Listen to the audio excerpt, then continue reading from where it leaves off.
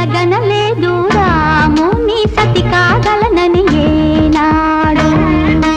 రాముడు అనుకోలేదు జానకి పతి కాగలనని ఆనాడు.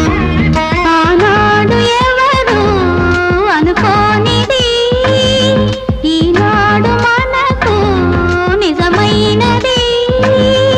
ఆ రామాయణం మన జీవన పారాయణం. రాముడు అనుకోలేదు జానకి పతి కాగలనని ఆనాడు.